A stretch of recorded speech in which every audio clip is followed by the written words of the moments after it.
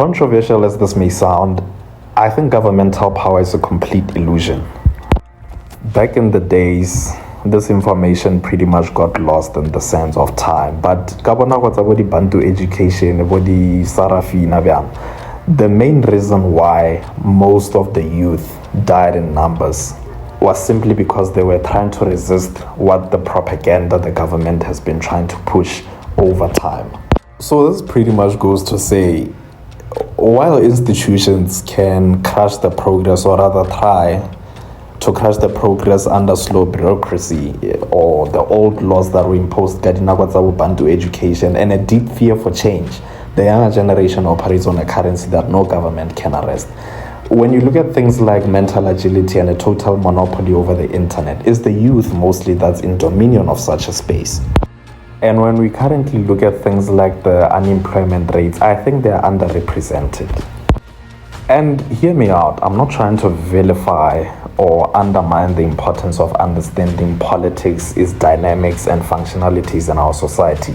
But the problem is the politicians, while they care about the next election, the youth is trying to fix how the next 50 years is going to be looking like.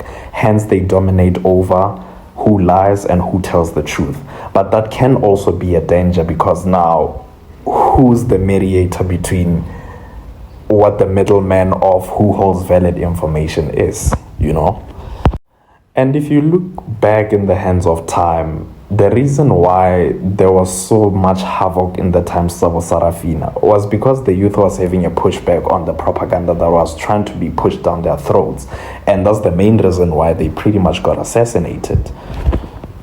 Let's get into it. In this video, I'll try to not be too generic, talking about the usual content or keywords being the matrix and stuff like that. I pretty much want to talk about why I believe the youth is much more important than the government. Currently, the government was what we call the structural power, but they are no longer the gatekeepers of what messages get to be delivered to the masses. The youth basically holds leverage in how societies would get to be reshaped in the future. You know, they hold powers like innovation, culture, numbers, and the people, and also how the monopoly of information gets to be dynamized. Ultimately, in the future, or rather in the past, the government used to control the flow of information. You might call that monopoly. But nowadays, the youth use decentralized platforms, we call them social media, to pretty much control what information gets to be spread out through the masses. But now the problem with that is it can be overly saturated with things like clickbait. We can be misinformed, miseducated. So like, I can give a few examples. The youth basically dictate the mainstream culture and the language, the consumer trends. And another thing that the youth does, which is how some of them get rich on these social media platforms, they understand, that's the first thing, and weaponize digital tools faster than bureaucratic institutions. So for instance, like nowadays, if you get on social media, it's like you can't know who's telling the truth or who's lying. In a way, we can say the algorithm controls who tells the truth and who lies.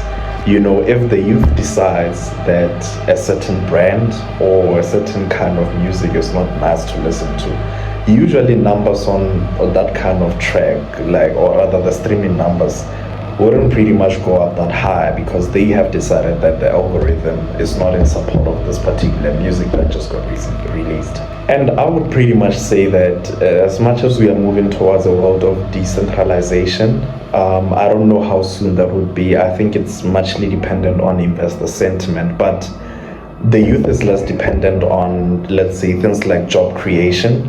And when we look at the news, when it presents things like unemployment rates, I think that the numbers are actually underrepresented. They are not spoken about as much as they should be. And the reason why I make this point of less independence on government for jobs is because social media has made it much more accessible and seamless for young people to, let's say, monetize their lives, daily lives, monetize their skills, And it doesn't matter which part of the world you're in, as long as you have an internet connection, you can pretty much make money anywhere that you want. And then another thing that technology has done, let's say, to the masses, is that it gave people a very, let's say, we can call them multiple options in which people can connect with each other throughout the world. They're no longer relying on the middleman to deliver information to them. We can just get on a podcast and deliver information literally about anything, as long as the platform that you're on is not censored in a way, depending on the kind of guidelines that it has.